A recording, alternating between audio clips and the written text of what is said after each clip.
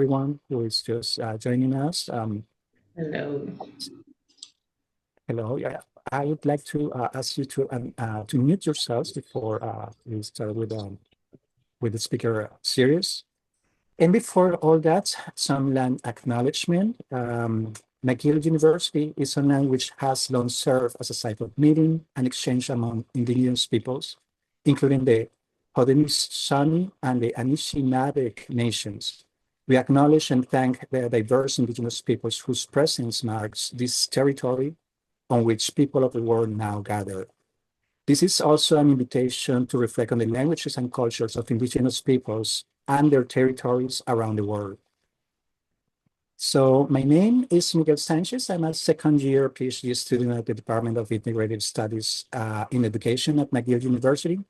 And my research project focuses on exploring the advantages and disadvantages of using generative AI multimodal affordances for students' projects. This in relation to students' motivation and the development of pluriliteracies.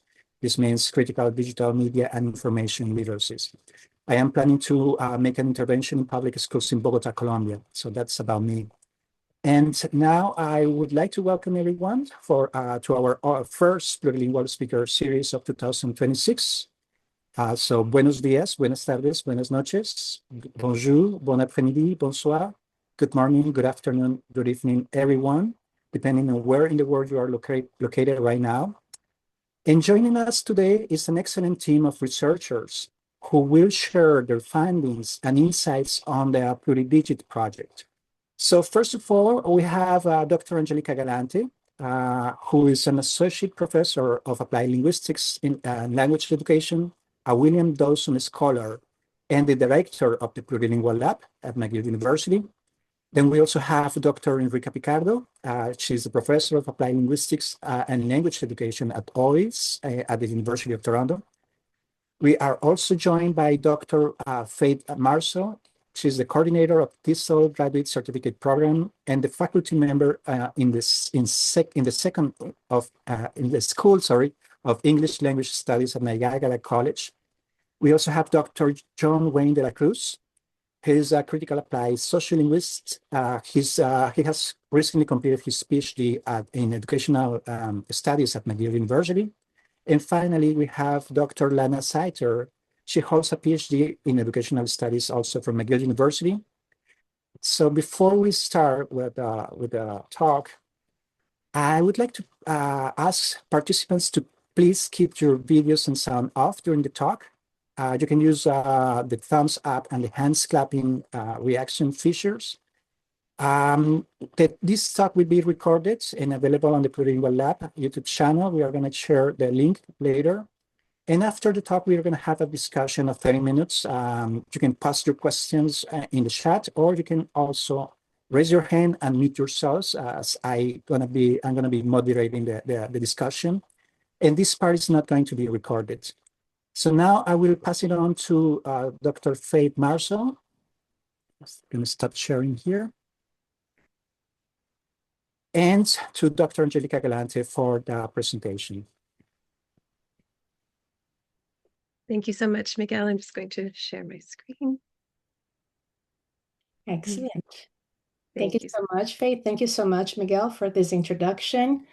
Bom dia a todos, muito bem-vindos. Nós estamos muito, muito, muito felizes em poder compartilhar resultados desse projeto maravilhoso que a gente fez com o pessoal do Abraço Cultural.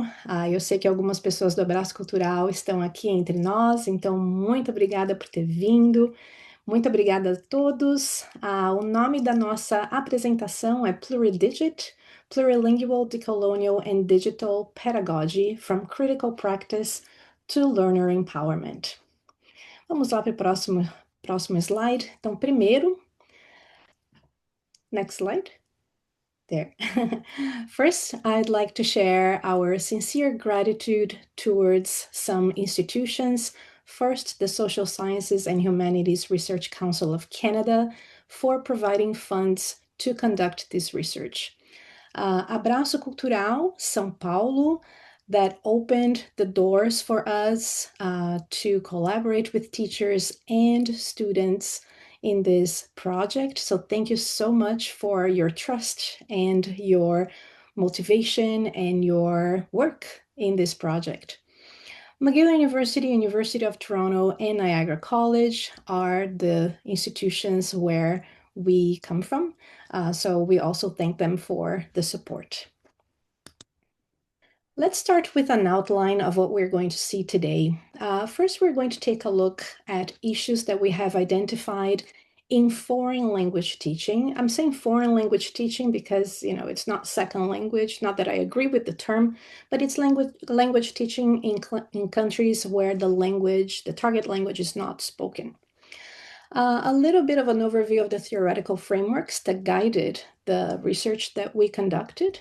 Then we will present the project, the PluriDigit project, describe the methods, the pedagogies used, and we're going to discuss the findings from both the teachers' and learners' perspective, present the DARE pedagogical model, which is a model that emerged from the study. Finally, have some discussions and recommendations for the implementation of DARE, which is the pedagogical model that we found. So let's start with the issues. The first issue is the risk of perpetuating imperialism through language teaching. Teaching an additional language entails teaching interrelated cultural aspects attached to the target language. So one example is how English has been taught in countries of the global south, like Brazil, where the study was conducted, through the lens of Eurocentrism, privileging dominant cultures of the global north, and erasing the local languages and cultures. In Brazil, it's not uncommon to find language schools with imported curricula from North America and Europe, with books like the ones I have actually used these books in my own language teaching in Brazil way back when. And this curricula usually tries to transform Brazilian language learners into false native speakers of English. The issue is not the books themselves, but the exclusive reliance on them. So there is an urgent need to envision pedagogies embedded in social justice with a focus on decoloniality for learner empowerment and leverage Southern epistemological thinking and decolonial perspectives to counter this potential imperialism in language teaching. Now, moving on to the second issue. The second issue for language teachers, not only in the global south, but everywhere, is the accessibility of digital technologies in languages other than English, as many platforms feature monolingual interfaces and require digital literacy skills. This issue raises significant questions about the sustainability of multilingualism and social justice in digital spaces. Despite these concerns, digital technologies that integrate bottom-up features, ones in which the user is actually going to be posting or engaging in different languages, can contribute to decolonial language teaching. What I mean is, if pedagogies are planned in ways that the language learner is guided by the teacher to be an agent of their own learning, then they can use all the linguistic repertoire that they have while learning a new language. Now, the third issue, and the final one, involves supporting target language proficiency in ways that affirm rather than subtract learners' repertoires. So for educators to guide language learners through this process, there is an increasing need to seek out and implement accessible agentive technologies, and we focus on agentive here, and Faith later is going to talk a little bit more about these technologies. Technologies that include not only text, but voice, video, and enabled digital tools, which have the potential to integrate both plurilingual and decolonial pedagogies in language education. If learners see themselves as plurilingual instead of simply being a language learner, this can contribute to multilingual societies where learners are learning a language not at the expense of their own language, but to expand their communicative repertoire. To address these issues, our project integrates three main areas: And then you can go to the next slide, Faith. Plurilingualism, decoloniality, and agentive digital technologies. And that's what we call PluriDigit. So we draw from this integrated theoretical framework to address social development, such as global mobility, the rise of immigration, refugee claimants, as well as our reliance on digital technologies, especially after the pandemic that we had. All of these have contributed to the visibility of linguistic and cultural diversity, which is great. Within the context of the Global South, though, there is an urgent need to confront the issues that we have mentioned before. The first of resisting the reproduction of colonial structures and imperialism in language teaching, sustaining multilingual practice in digital environments, and affirming the legitimacy and complexity of learners' plural identities. I'll now pass it on to Enrica, who will discuss this framework with a little bit more details. Right.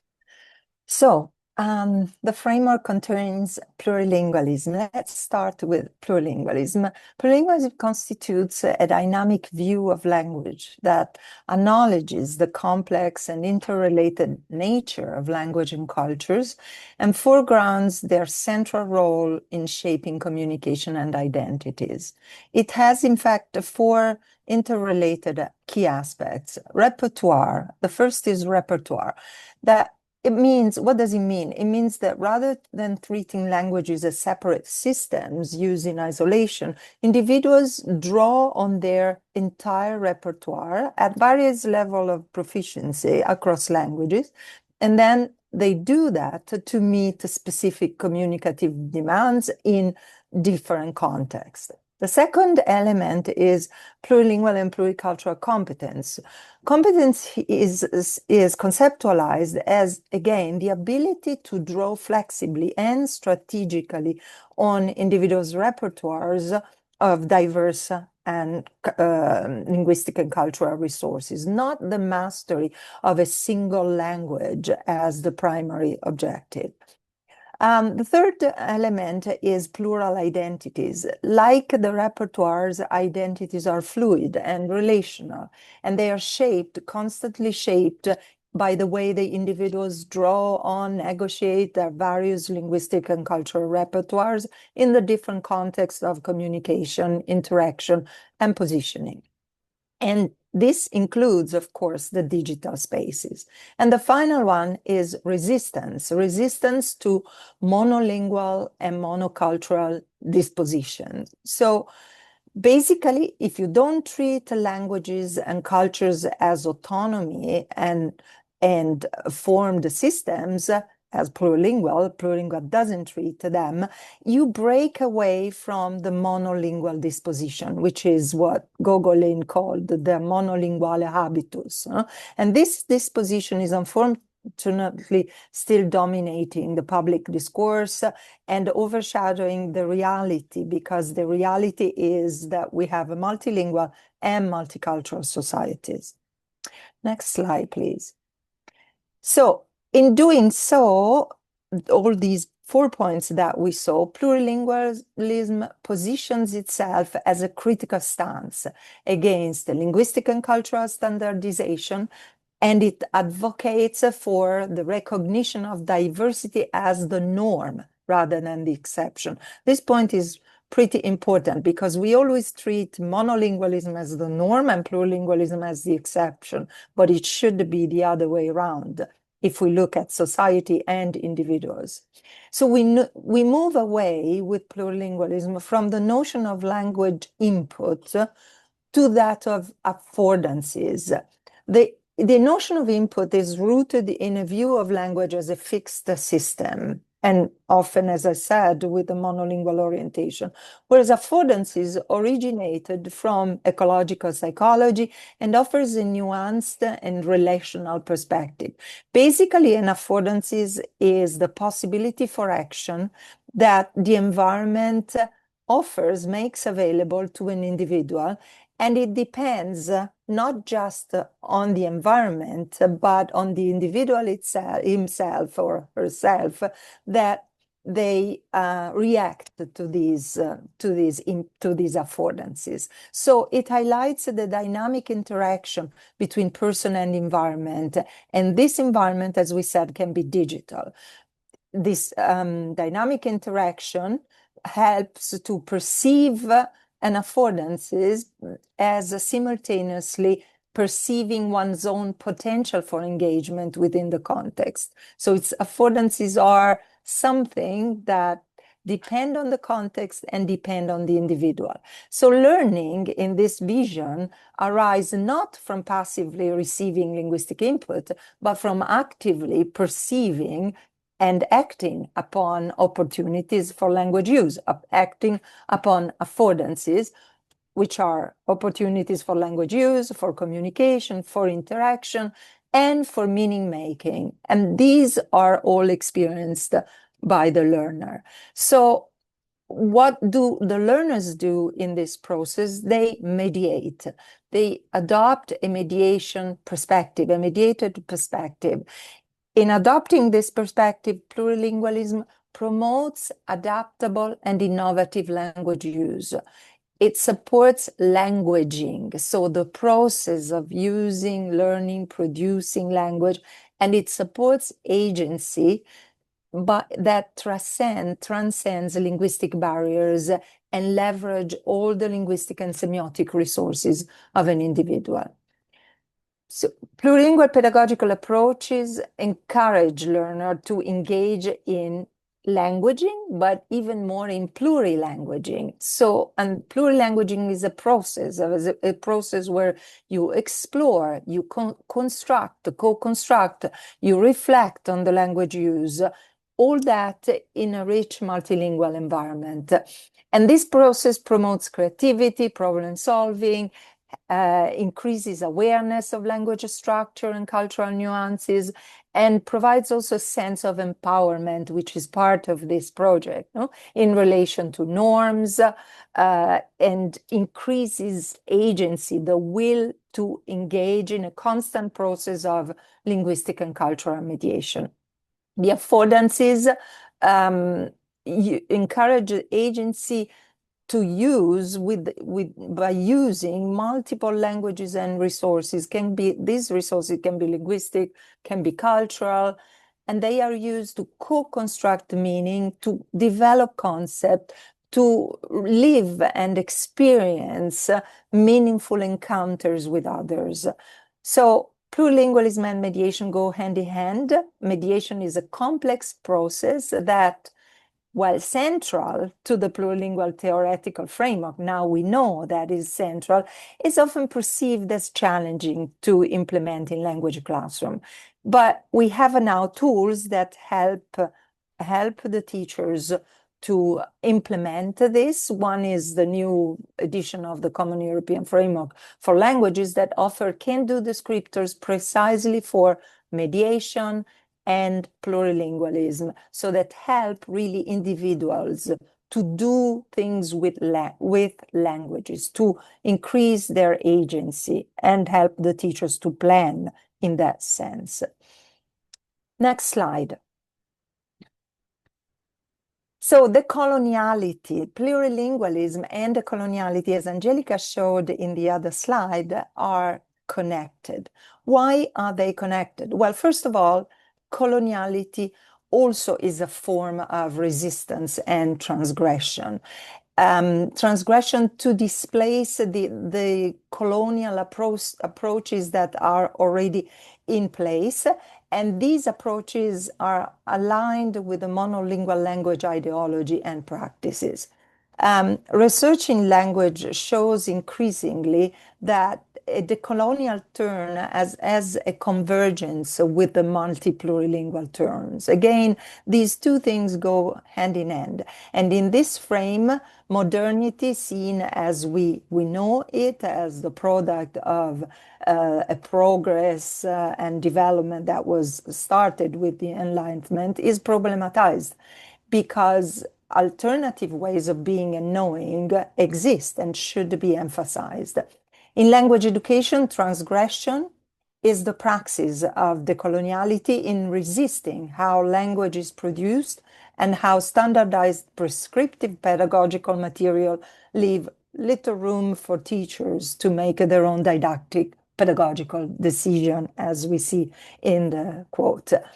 Transgressive forms of learning require, in fact, pedagogical approaches that are participatory, dialogic, grounded in collaboration among multiple actors. And these pedagogies emphasize the co-learning and the cultivation of individual and collective agency, where knowledge is characterized by complexity and plural perspective, not by linearity and monolingualism. Next slide, please. So, Plurilingual and decoloniality together propose a view of language that is really innovative because it's within diversity. And this view of language challenges purity in language use and homogeneity in culture. These are really two big issues that have been pervasive, purity and homogeneity. While plurality and diversity are inherent in all human communities, the notion of homogeneous nation states that the colonial mentality created and the construction through colonization has obscured the natural linguistic and cultural diversity that is the typical of the word, that is the real nature of the word worldwide.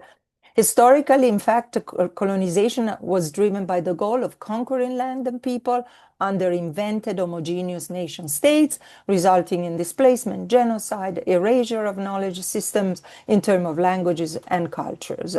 And although many nations gained formal independence from colonial powers, modernity remains deeply influenced by the lingering effects of colonization. So this ongoing effect, which is referred as coloniality, manifests across intersecting domains of power and knowledge. And coloniality has contributed to normalizing this monolingual mindset, which is harmful to the identities of language users, especially those that come from non-dominant groups who tend to be particularly marginalized. So a monolingual mindset really disregards the multilingual reality that millions of people across the globe experience. Next slide, please. So another point where plurilingualism and decoloniality intersect is in acknowledging linguistic multiplicity of individuals and communities when applied to global Southern voices, which is the voice really of the people, the places and ideas that have been left out from the grand narrative of modernity, as Pennycook and Maconi wrote. In decolonial language education, establishing places where marginalized language learners can safely share their knowledge systems, language practices, and cultural traditions is imperative for creating pedagogical opportunities that facilitate this intimate exchange. And I'll pass on to Faith now. We'll discuss how we drew from this integrated theoretical framework to develop the project. Thank you so much, Enrica. So before we conducted the study, the teachers who participated in the project, they engaged in some professional development in the form of 4 two-hour workshops that were online, and some practical examples of applying plurilingualism critically and using technology and the use of the can-do descriptors in language tasks. They were able to serve to support language teachers in co-designing and adapting tasks within their own educational contexts. So we made use of these 2 resources that we have on the screen here that were previously designed in other research projects by members of the research team here today with the teachers in the study, and we also found it helpful as a foundation for the project. So it's very helpful for the educators. So these materials are freely available in the Plurilingual Lab website, and you can scan the QR codes here if you wish to access them.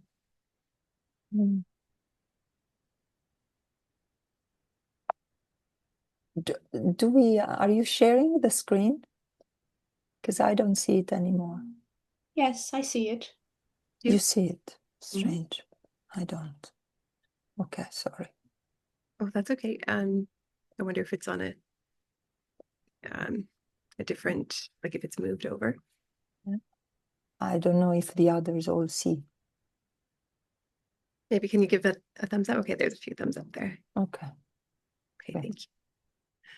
All right, so yeah, I think we'll move on then. Alrighty, so as part of our investigation into the challenges and opportunities that have been discussed so far, we focused on the PluriDigit project and its impact on both teaching and learning.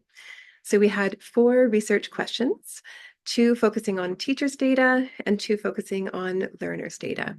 So the first 2 research questions are, number 1, to what extent do teachers' identities inform the implementation of a plurilingual, decolonial, and digital PluriDigit approach?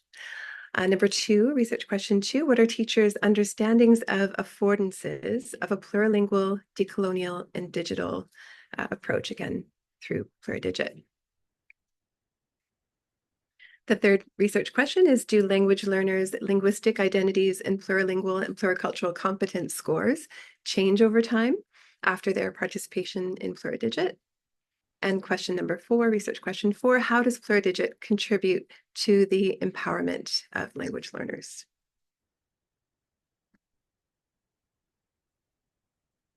So our research and interdisciplinary research team was comprised of our principal investigator, Dr. Angelica Galante, and co-principal investigator, Dr. Enrica Picardo.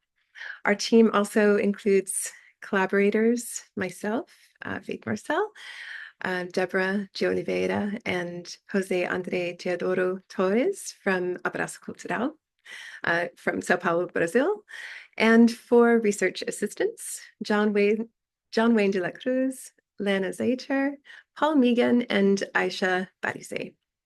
All of the researchers speak 3 or more languages. 3 of them have immigrated from the Global South, from Brazil, Lebanon, and the Philippines to Canada. And the other 3 had experienced migration in Canada and elsewhere, although none had experience as refugees per se.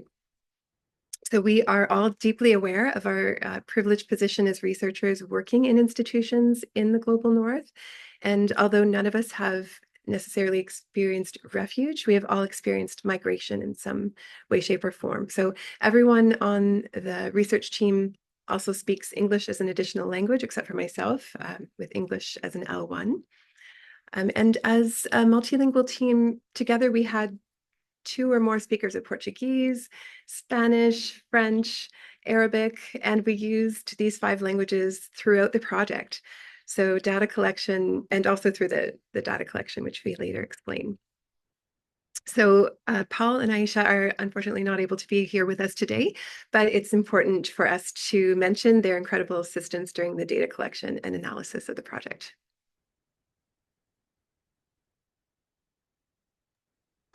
So the study was conducted at a nonprofit organization based in Sao Paulo, Brazil, as you've heard already, called Abraço Cultural, which translates literally to cultural embrace. So Brazil, as you know, is a colonial context where Portuguese is the official language, although more than 300 languages among indigenous and immigrant languages coexist in the territory. It is a country, like many others, where strengthening multilingualism is needed for sustainable development. So I will now pass it on to John, who will talk a little bit more about Abraço Cultural. Thank you, Faith. Hi, everyone. So we were very fortunate to have worked with Abraço Cultural Sao Paulo, which is a globally recognized non-governmental organization, and they're recognized globally for pioneering a language program where they train refugees and immigrant background teachers to teach the languages in their repertoires to learners who enroll in Abraço Cultural, who are mainly Brazilian speakers of Portuguese as their L1. And in this sense, Abraço Cultural is able to provide language teaching training to refugee and immigrant background teachers, which help them build their skills to teach languages in their repertoire, not only their first languages, but also any of their additional languages. And as such, Abraço Cultural hosts a diverse cohort of language teachers, not only from across Latin America, but also from Middle Eastern and even African backgrounds, who then teach languages like English, French, Spanish, and even Arabic. And they teach these languages as foreign languages across various proficiency levels. And through this pioneering program, Abraço Cultural is then able to leverage and foster this cultural and linguistic diversity from their teachers, celebrating this diversity, while also being able to promote the teachers' integration into their new host society, which is Brazil. And if we look at the next slide, this also aligns with the approach that Abraço Cultural has overall when it comes to the programming that they offer to their students. So for the PluriDigit project, we worked with 9 language teachers of English, Spanish, and French and Arabic over 3 months. And we worked with courses across different proficiencies. And all of these teachers come from immigrant or refugees backgrounds, like I mentioned, and they all identified as plurilingual because they speak at least 2 or more languages. And uniquely, we were able to work with the in-house pedagogical materials that Abraço Cultural already use. And we were able to align the PluriDigit project with these materials that already include decolonial content that focus on social justice and intercultural understanding, for example. And this is not surprising because Abraço Cultural also offers cultural events and other types of programming as part of the NGO. So things like movie screening, cooking classes, and workshops that highlight the linguistic and cultural diversity from both teachers and learners.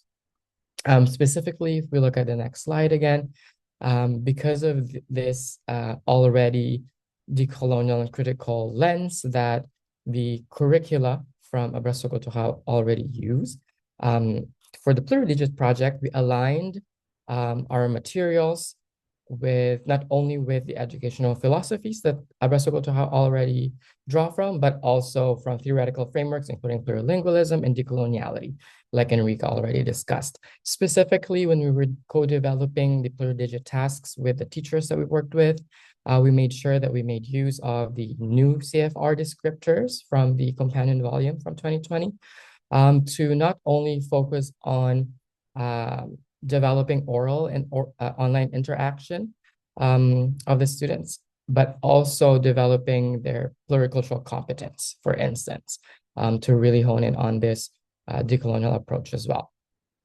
And Faith will talk a little bit more about that in later when she talks about VoiceThread. But just to go back a little bit to participants, aside from the 9 language teachers, we also worked with 116 adult learners of foreign languages across English, Spanish, French, and Arabic courses at different levels. But specifically, we drew data from a subsample of 36 learners who were all able to participate through all of the phases of the PluriDigit project, the pedagogies, activities, and other data collection across 3 months. And we made sure to have at least 2 to 3 learners per course to ensure that there's a well-balanced cross-section across the courses that we worked with. And just to give a little bit of background about the participants, the learner participants, in this sample of 36, 26 identified as white or Caucasian, 9 as Black, and 1 as other. And all of them were born in Brazil, and they share Portuguese as a common first language, except for 1 participant who was born in Spain and had Spanish as an L1. English was the most commonly reported second language, so 26 out of 36 learner participants reported English as an L2, but Spanish, French, and Portuguese were also reported as L2s. Interestingly, 19 participants out of 36 learners reported having an additional language other than their L1 and their L2. I wanted to bring up also that two student participants, I should specify, reported having no LTU, even if they were currently actually learning foreign language at the time of the study or studies. And most of the learners were taking language courses as foreign languages, as I mentioned, instead of second. However, the ones taking Arabic were mostly heritage learners, so already spoke English as an L2. And as we report our findings later, to maintain confidentiality, we use pseudonyms for our participants.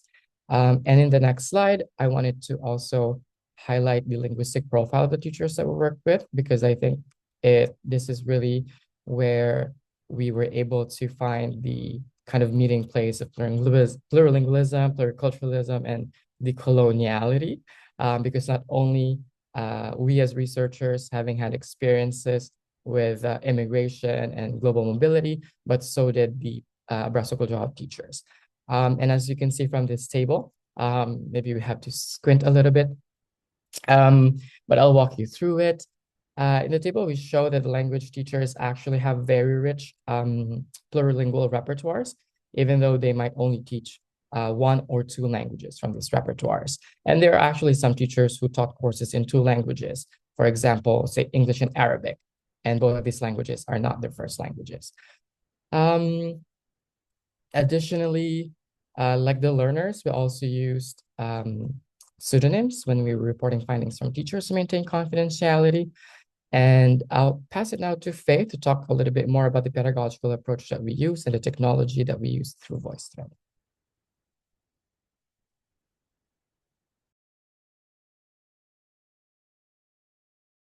You're muted.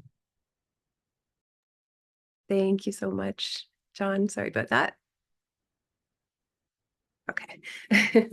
So following Abrazo Cultural Sao Paulo's vision, the researchers and the teachers collaborated closely on a weekly basis to co-design the language tasks that positioned the teachers and learners' voices at the center of the pedagogy.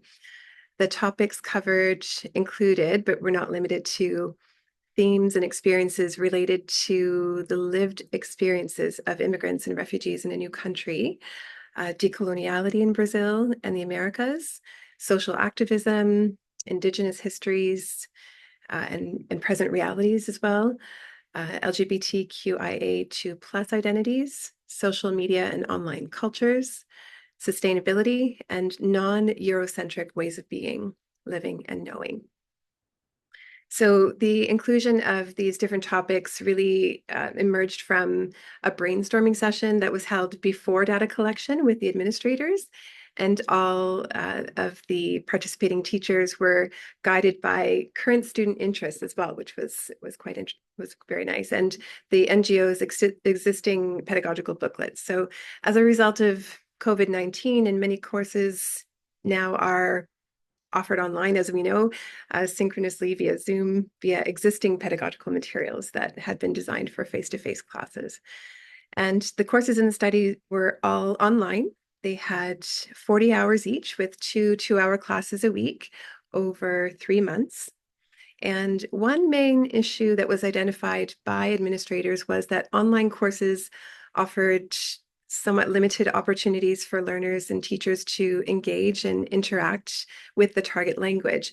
So the PluriDigit project was really designed to address this issue by providing some bi-weekly asynchronous language tasks via VoiceThreads. We used VoiceThread to accompany rather than replace the courses.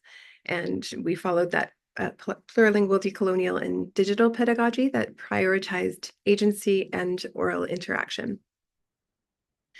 So each of the online courses had 5 units, and we designed 1 language task for each unit. So in total, there were 14 courses. 7 were in English, 4 French, 2 Spanish, and 1 Arabic. And there were a total of 70 tasks altogether.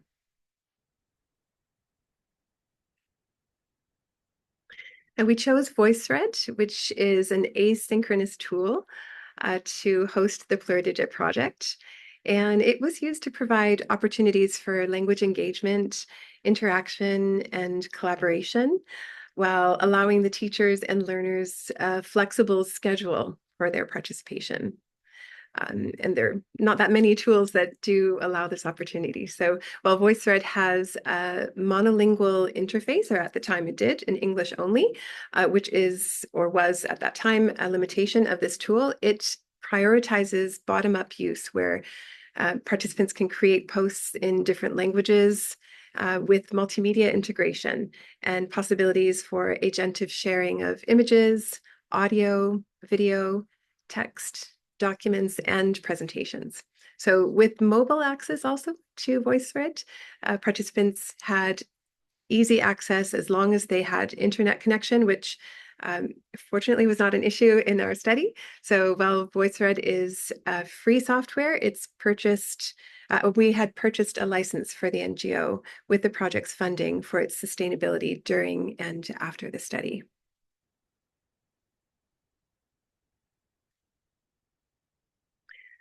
So just with mentioning of VoiceThread, there is a free version of VoiceThread as well, where you can use 10 voice threads for free. We wanted to just mention that there are some other similar type softwares where you can have this type of integration, like Padlet, for example, or Flip. At the time, we found that VoiceThread was the most user-friendly and integrated well with the project. So each of the tasks had 3 steps and followed the same sequence. First, a description of the task's topic or theme for the unit. Next, instructions summarizing the 3 steps of the task. And following this, instructions for each step. And finally, a summary of the CEFR descriptors that served as the task's objectives. So specifically, they really focused on 3 or 4 different descriptors, which were a combination of any of the following: oral production, online and oral interaction, plurilingual comprehension, facilitating pluricultural space, and building on plurilingual and or pluricultural repertoire. So the selected CEFR descriptors were really adapted and revised whenever we could, whenever necessary, to align with the course level, contextual suitability, and the learner's proficiency as well. It's also important to mention that we had participated with the posts. The research team were able to participate with the posts, although we limited our interaction so that learners could really take the floor. And many times we were interacting in a language that perhaps is not our strongest language in our repertoire. And for example, I was able to interact in French and in Portuguese and English. So that was certainly a unique aspect of this project. And prior to the study, all 9 teachers received foundational professional development, as I kind of alluded to earlier, by the research team, focused on decolonial, plurilingual, and agentive technologies, employing a concurrent transformative mixed methods design developed by Cresswell, Plano, Clark, Goodman, and Hansen in 2003, grounded in plurilingualism and decoloniality as theoretical frameworks. The study used 4 instruments for data collection with both teachers and learners. So we also used a plurilingual methodology for data collection, and all instruments were provided in English and Portuguese, as all the participants really had both or at least one of these languages in their repertoire. So for the interviews, the participants could use any of these languages as well to answer the questions: Portuguese, English, French, Spanish, and Arabic. And these languages represented the teachers and learners L1, or the target languages that they were learning. They were also informed that they could use plurilanguaging and translanguaging in any of these languages as well. So data collection was conducted online via Lime Survey and Zoom. And I will now turn it over to John again to provide some more details about the data collection.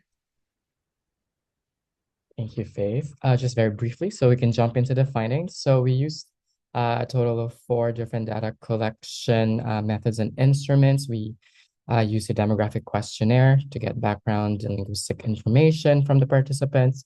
We also use a plurilingual and pluricultural identity questionnaire, which is a yes or no type of questionnaire to ask participants how they identify, but also it has a follow-up open-ended question to allow participants to express their reasons for identifying as plurilingual and pluricultural or not.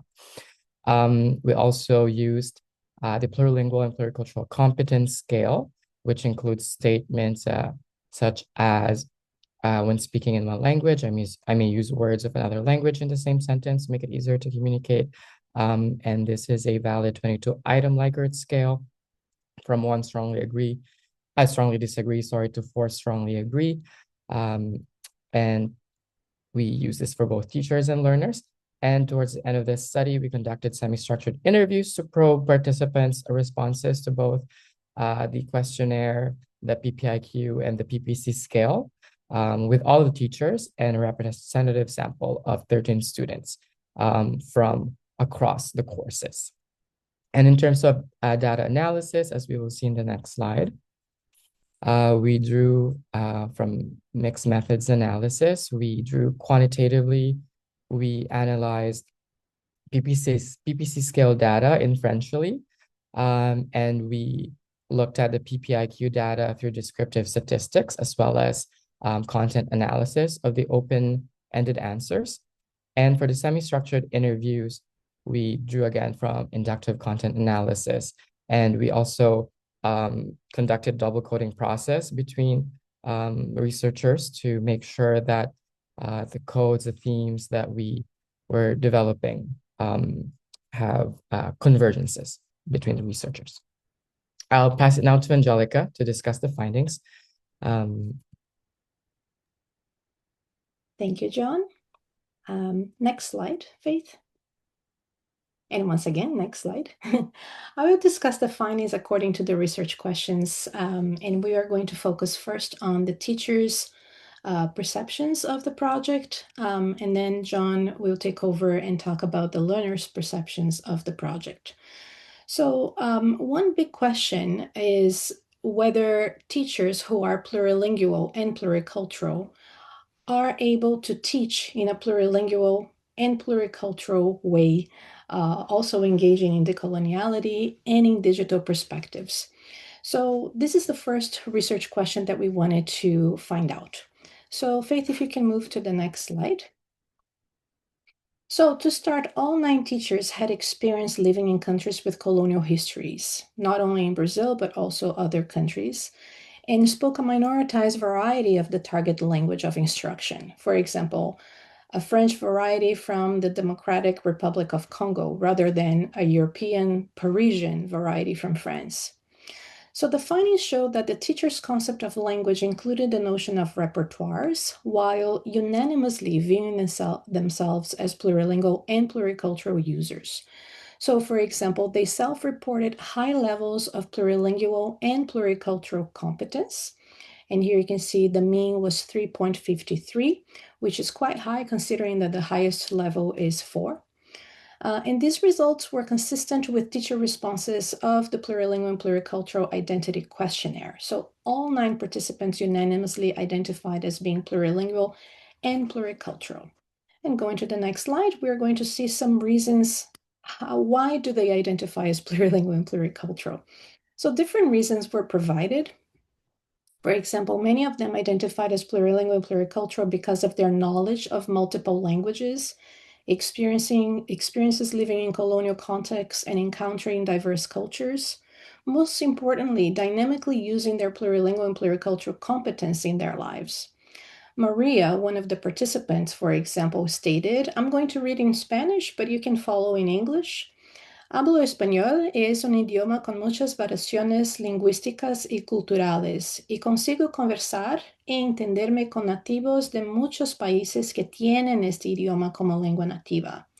Mi dominio del portugués no está al nivel del español, pero esto no impide que consiga comunicarme e intercambiar ideas. It's exactly this last sentence that even though Maria does not feel that she can dominate Portuguese at the same level of Spanish, that doesn't prevent her from being able to communicate with others. So that's exactly the spirit of plurilingualism. Next slide. While teachers initially identified as plurilingual and pluricultural, most reported in the interviews that they found it challenging to translate an integrated plurilingual and decolonial perspective. That means being plurilingual does not necessarily translate into plurilingual and decolonial pedagogy. So it's important to have projects where teachers can collaborate not only with researchers, but with educational leaders so that, this translation can be done in practice. The PluriDigit approach encouraged teachers to not only teach the target language, but use learners' repertoires in the digital environment. In Lina's experience, for example, she showcased that she leveraged learners' existing language knowledge to facilitate learning Arabic. And somebody asked in the chat if these were separate language courses. Yes, they were separate language courses. For example, Arabic course, English course, French course, and Spanish course. But that doesn't mean that the languages, they were target languages, but the teachers were engaging the students and using the linguistic repertoire through the PluriDigit project and the tasks. For example, Lina used learners' familiarity with sounds from other languages, for example, from French, to help students grasp Arabic phonetics, because Arabic phonetics can be drawn from, other languages too. Similarly, Ellie emphasized the importance of the PluriDigit tasks explicitly linking learners' mother tongues with the target language. He said, for example, that the tasks were designed so that learners can also reflect on their own language. It allowed them to have this link between the mother tongue and the foreign language that they were learning, which in his case was English. Next slide. Some teachers also reported that the PluriDigit project allowed them to develop plurilingual pedagogical practices in digital environments to enhance learners' development in the target language. But not only in the target language, it was also valuing students' existing repertoires so that students could see themselves as plurilingual and not a mere French language learner, for example. Lina noted that teachers who actively participated in PluriDigit demonstrated significant improvement in speaking, pronunciation, and confidence. Lina, for example, mentioned they gained more confidence, they could improve their way of speaking, and not the native speaker way of speaking, and use correct structures and pronunciation during the class as well. Now, let's move on to the next research question. Here, we wanted to know if what are the teachers' understandings of the affordances of this pedagogy, including plurilingual, decolonial, and digital. And the result of the interviews, particularly with the teachers, had this acronym that we call DARE. If you can move to the next slide, which is kind of like we dare to use the language. And at the same time, each letter means a theme: decoloniality, agency, relationality, and empowerment. I'm going to be going through some of these results, not all of them because of timing, but some people asked in the chat if the results and the articles are going to be shared. Yes, everything is open access, so you'll be able to get access to not only the articles, but also the pedagogical tasks that we developed. So let's move on to the first one, a pedagogy of decoloniality. The first theme that emerged from the interview with the teachers is that the pedagogy was decolonial for both learners and teachers, which was possible not only through the critical material highlighting the voices of the Global South. So it's not only the topic, but it was the pedagogy itself. So teachers and learners were seen as equal in this pedagogy, instead of the teachers correcting mistakes or teaching the grammar particularly. They were all discussing issues that were critical for both learners and teachers. One of the participants, Lud, she says, and then you can read the English part. PluriDigit pega todos los riachos y los concentran en una sola cosa. Tengo una estructura, una plataforma, que ellos vengan hacia aquí, el riacho fluyen hasta esos arroyos, fluyen por este río. El asunto de que permea todo la descolonialidad, entonces yo creo que es un proyecto bastante integrador y atravesado de todos esos ejes. So we'll move on to the next slide, Faith. If you can move on to agency, just for the sake of timing. The second theme that emerged was a pedagogy of agency. And teachers reported that learners in their group engaged independently in completing the tasks. So the teachers were there to provide support, but the students initiated. The students were the ones who led the discussions. So during the interviews, the teachers reported actually waiting for the learners to initiate the task, and they joined the task after some of them had already contributed. So again, the teachers were contributing, the teachers and we are also contributing, not as researchers or as teachers, but as participants of this conversation. Another participant, Maria, said here, and again, I'm going to read in Spanish. Ustedes enfocaron una actividad pedagógica que fue algo importante. Se me ha dejado mucha observación. Te repito, este es el curso que mejor ha salido en los 2 años que tengo de trabajo en Abrazo. El curso que más me rindió.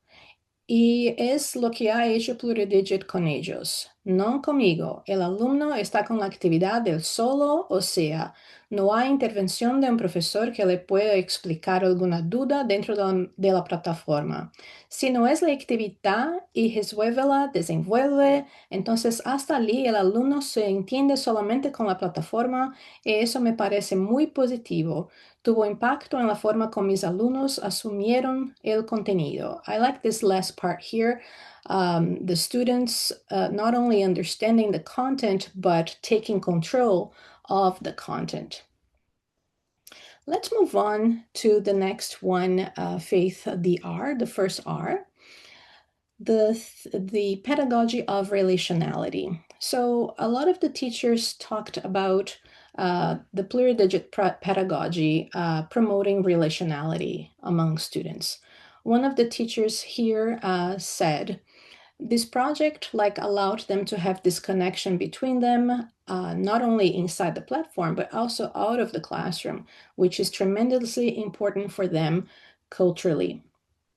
Other teachers also stressed the affordance of the PluriDigit project as a catalyst for relationality, having the sense of community and connectivity.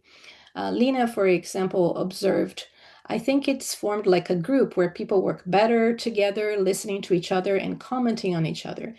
And this really helped build this group spirit. So it's important to mention that there were a lot of conversations happening in the PluriDigit project, and it was the students relating to other students mostly that engaged these conversations. So as a result, there was relationality. And finally, if we can go to the letter E, Faith. The fourth theme found was the PluriDigit project afforded a pedagogy of empowerment for both learners and teachers, fostering a sense of confidence and active participation in the classroom. All of the teachers reported significant improvement in learners' confidence and their willingness to engage in the discussions. Maria, for example, said, le gustaba la idea de ser los protagonistas de la conversación. I love this idea of protagonistas de la conversación. They were the protagonists of the conversation. Yo sentí que los estudiantes que participaron mejoraron en sala de clase y se sintieron como que muy empoderados. It's important to mention that the students were not only encouraged to use the target language, but they were encouraged to use their linguistic repertoire in the tasks. So at times they could use, I don't know, Portuguese as most of them, it was their first language, or even another language. For example, a lot of the Arabic students were taking Arabic not as a a first language, but as a second or third language. So all of them could engage in other languages as well. I'm going to pass it on now to John, who will discuss a little bit of the learner data. So Faith, if you can go to the next slide. Thank you. Yes, so we can start with the third research question on language learners, linguistic identities, and plurilingual and pluricultural competence levels over time, especially at the end of the PluriDigit project. So we can go to the next slide. As we see here, overall, at the beginning of the study, only 31 out of 36 students identified as being plurilingual and pluricultural. However, at the end of the PluriDigit project, they all identified as plurilingual and pluricultural. And as we will see on the next slide, this shift has mostly to do with shifting or going from feeling linguistically insecure or having this perceived lack of fluency and lack of cultural knowledge outside of Brazil to having this enriched awareness of colonial legacies, not only between Brazil and Canada, but also in some of the activities. Say we focused on the researchers' colonial backgrounds, so like, for example, Philippines and the Spanish colonialism there, and just overall respect for and being open to languages and cultures and how to draw from that in their language learning. So as we see here with Belena, for example, at the beginning of this study, she expressed feeling very afraid and insecure about using the target languages. She wasn't very confident, but towards the end, she shared that now she is recognizing structural similarities across languages, even though she's not fluent, and she's able to draw from this cross-linguistic awareness to scaffold her learning. But also in terms of cultural and pluricultural competence, she also shared that because I accept and respect cultural differences and love learning about new cultures, this also contributed to this shift in her plurilingual and pluricultural identity. In terms of, as we will see on the next slide, in terms of the plurilingual and pluricultural competence scores, we'll see that at the beginning of this study, learners already started from a somewhat higher level, but still at the end of the PluriDigit project, there was a statistically significant increase in their PPC scores. And overall, this aligns with the PPIQ results, where there's a shift in the mindset of learners, particularly in terms of how they view their linguistic identities and also how they start drawing from their enriched awareness of colonial legacies and their confidence in using their pluricultural knowledge also to support their learning. And especially even the ones who did not identify as plurilingual and pluricultural at the start of the study, we see this shift also. And overall, this increase in PPC score indicates that the PluriDigit project may have had a positive effect in the development of learners' plurilingual and pluricultural competence. Now we can move on to the last research question, which is, how does PluriDigit contribute to the empowerment of language learners? In the next slide, we have an overview of the 5 emergent themes that we found, and I'll give some examples of each in the next few slides. But overall, we saw that plurilingualism, students were able to draw from plurilingualism through a critical lens. They were able to leverage it for decolonial learning. Their participation in the PluriDigit project was agentive and relational. And finally, they felt a stronger sense of their voice as target language learners and speakers through the PluriDigit project by being able to draw from the totality of the semiotic resources. So for instance, in the next slide, we see that the learner Scarlett emphasized that it's not really the language tasks themselves, it's not just completing them orally or digitally that allowed them to learn through the PluriDigit project, but it was really the critical mindset of the language tasks. It's not just about simple conversations, but it's about really thinking through the questions critically and also providing critical answers. And this also relates to the decolonial aspect of the PluriDigit task and the project overall, where, like I was talking about earlier, here it was, I think, Piluka who said that he enjoyed the tasks a lot. And here he said, I also found the task of the Philippines very interesting. It made me want to go there, especially because it was a Spanish colony. I'm interested in knowing what atrocities the Spaniards committed there, and also because John is of Filipino origin, right? So without a doubt, you also helped by bringing up these topics because it created a more decolonial perspective. So we see here how the PluriDigit task really centered global Southern ontologies and epistemologies, not just in Brazil, but across the backgrounds of the researchers as well, and really prompted decolonial learning amongst the student participants. In the next slide, we also see that learners highlighted how agentive the process was for them. And this comes through in terms of how they self-assess instead of only relying on their teachers. All of a sudden, they're self-correcting. They can press record and re-record if they want to correct their errors through VoiceThread, while still being able to interact with their teacher and their peers as if they're doing it spontaneously or live, right? And this was also part of the relationality aspect that they emphasized. Some learners even said that, oh, I look forward to receiving messages or getting notifications if somebody replied to my comments or my videos.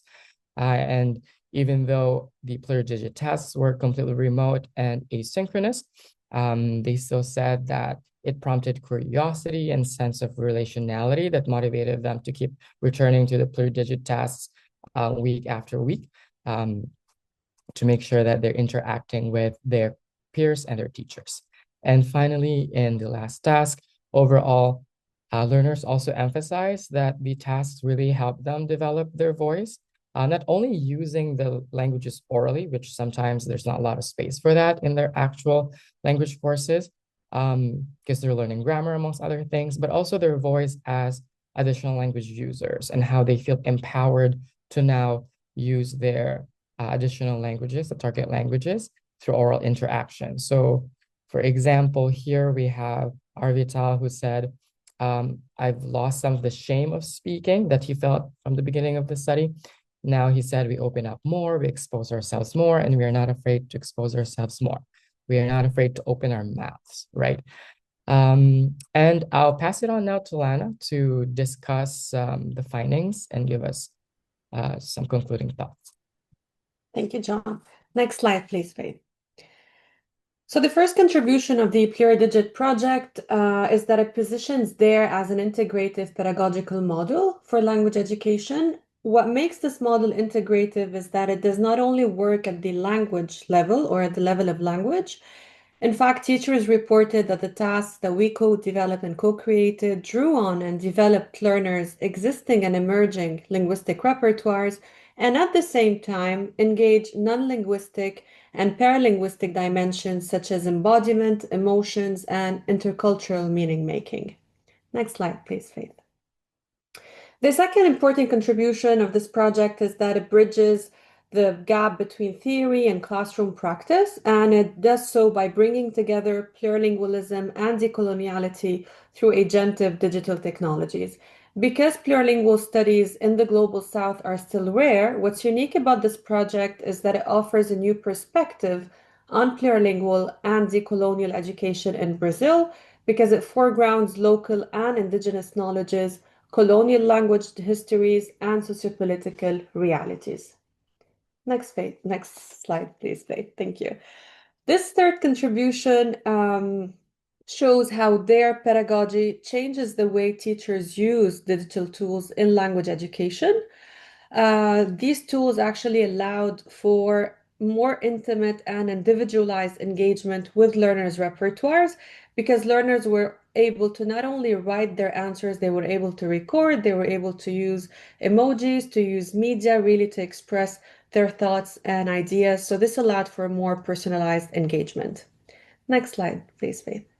The fourth and last contribution is that the PluriDigit project showed that DARE as a model is not only innovative, but it's also feasible as a classroom pedagogy, because it responds directly for calls for plurilingual and decolonial approaches that empower multilingual learners. As a result of this project, learners reported that they emerge as confident and critical language users. Next slide, please. In terms of recommendations, if you are interested in implementing the DARE model in your teaching context, we recommend the following. Next slide, please. Of course, this is not a recipe. These are just recommendations as their names entail. So first of all, do not implement DARE uncritically or as is. So do not implement it as a fixed model. It must always be adapted to the local context. You can start by exploring your own contextual and sociopolitical realities and include the critical local topics that matter to your own learners. Then reflect on how these plurilingual and decolonial perspectives can take shape in your own setting. So you may have noticed that really the common point across these different recommendations is your own context, because this is key in adapting the DARE model. Collaborate with teachers when designing the task so the pedagogy grows from practice and not just from theory. And the final recommendation would be for you to choose agentive technologies that really allow learners to interact, create, reflect, and most importantly, take ownership of their own learning. Next slide, please. To conclude, we invite you to visit the Plurilingual Lab website. There you will find both the pedagogical materials, but also the research outputs from the PluriDigit project. Next slide, please. We also invite you to read our publications. So someone in the chat was asking about the publications. Two of these articles are open access and present both the theoretical framework, but also obviously the results, the findings, but also concrete examples of the activities we designed and how they were integrated and implemented via VoiceThread. Thank you. All right. Yes. So for the Q&A, we can just, I just mentioned you can just type your question on the chat or raise your hand, and I'm gonna give you give the microphone on you so you can ask the question.